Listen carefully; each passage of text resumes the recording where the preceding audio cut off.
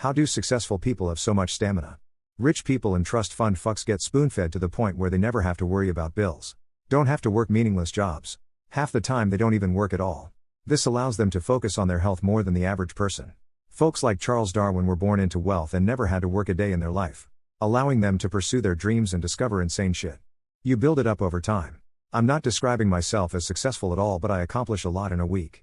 People with a lot of daily life stamina generally make dietary and time management choices that are oriented toward whatever their goals are.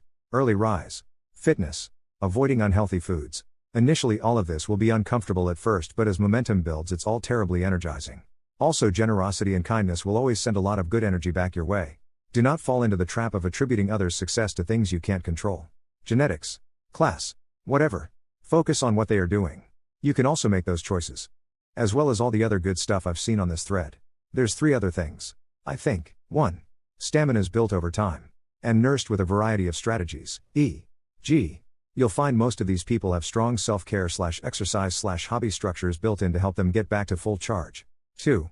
Agency is intensely motivating. The feeling you're doing something for yourself that's directed by yourself often means you have to flog yourself to stop, rather than to start or keep going. 3.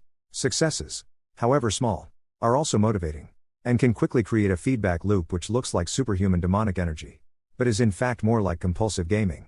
They not know what to say most of the time? That's probably a good thing. I wish my son had that problem and didn't always need to have the last word. Sometimes you don't have to say anything. Yeah, it's terrible. When the pressure is gone I know exactly what to say. I have found that when I am focusing a lot on what to say then I have nothing good to say. You just have to let it flow. Yes. All the time. Fun fact, in French it's called the esprit de l'escalier en quat. As in you finally realize what you should have said when you have already reached the stairs, when you have already left the party. I have to admit that I envy those who are swift on their feet and have an intelligent comeback when they are in a debate or argument. I have a friend like that. She is also quite the wordsmith. She can decimate someone in a second with her quick assessment of the person and the situation without the use of cuss words or playground banter. The person would be completely speechless. Yes, but not that I think about it before saying anything. My wife usually stops me mid-sentence and explains to people what I mean. It's not that she's mean, she really knows what I'm trying to say. I wouldn't say all the time, but there are times for sure. I despise small talk. So I try to ask questions and get others talking about themselves and their interest. Or just don't talk if you don't want. No big deal. One of my best friends barely talks and is the coolest. I was extreme vocally selective growing up. I always loved Ferb in Phineas and Ferb because he was also selective and nobody ever said anything like "why are you so quiet," putting him on the spot. Everyone accepted him and loved him. Always wanted that for me. I'm a lot more social now than I was back then, but man, back then was fucking rough, especially when I'm sitting in church at 7 years old and the teacher is like, "You've been quiet, what do you think?" and I just shrugged cause I didn't know what to say or want to talk.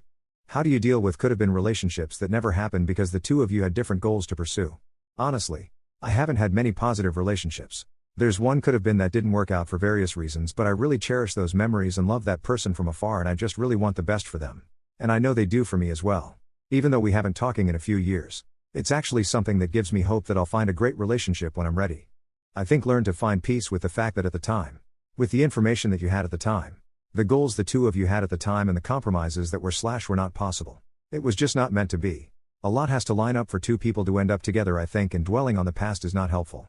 The only exception is if the two of you now have goals that are more aligned and you are both willing to try to make it work.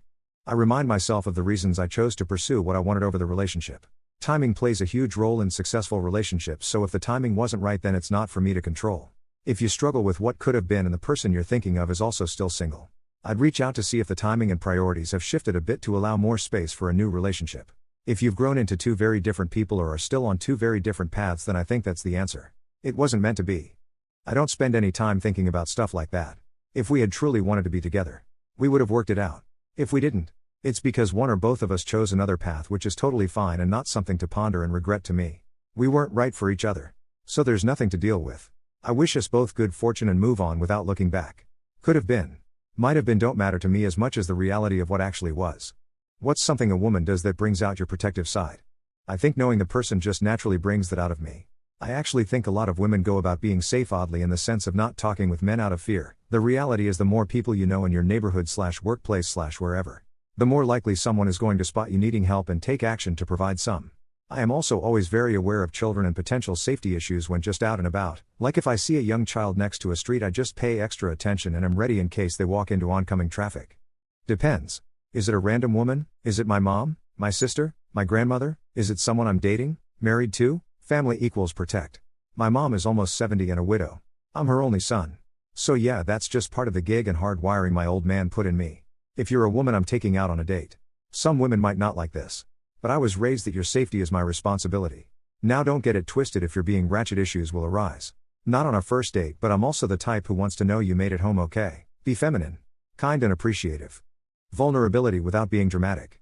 Most women I dated when I was younger would go on a rant. Or cry. Or yell at me or something when they were upset. My instinct was more to keep quiet and keep my distance until it blew over. I dated a girl who was having a hard time finding a job after university. And one night we were hanging out in bed and she told me in a more somber tone about how she's worried she'll have to give up pursuing her dream job to pay the bills. We talked for a few hours about it. There was some crying. But it was different. It made me feel like she trusted me.